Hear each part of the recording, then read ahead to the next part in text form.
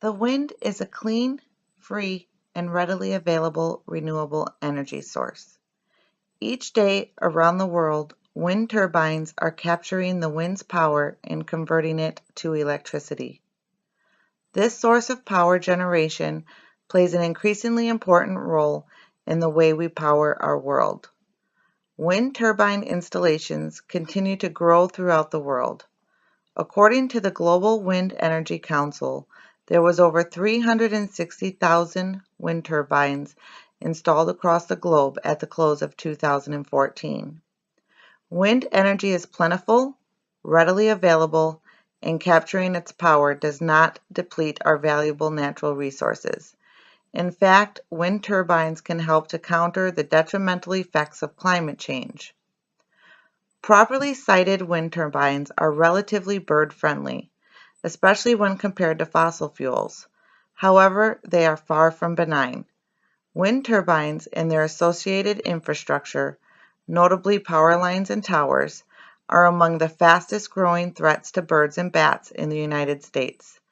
A 2013 study published in the Wildlife Society Bulletin found that wind turbines killed an estimated 573,000 birds annually in the United States.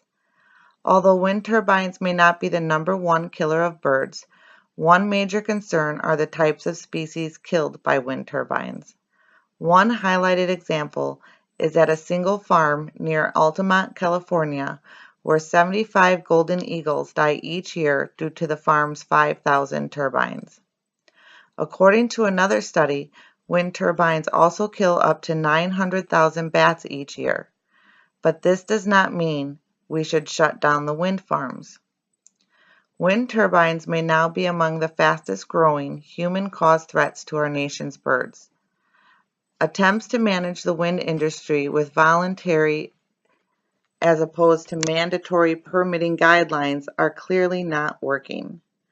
Wind developers are siting turbines in areas of vital importance to birds and other wildlife, as this new data shows that the current voluntary system needs radical improvement. The American Eagle Foundation joins the American Bird Conservancy in supporting bird-smart wind energy development, which involves careful risk assessment leading to appropriate siting, independent standardized post-construction monitoring of bird fatalities, mitigation using effective tested methods, and compensation if of federally protected birds and bats are killed incidentally. The number of birds taken annually by wind energy facilities, not including associated power lines and towers, has been estimated to exceed 1.4 million birds by 2030 if there is no change in U.S. policy toward wind energy development.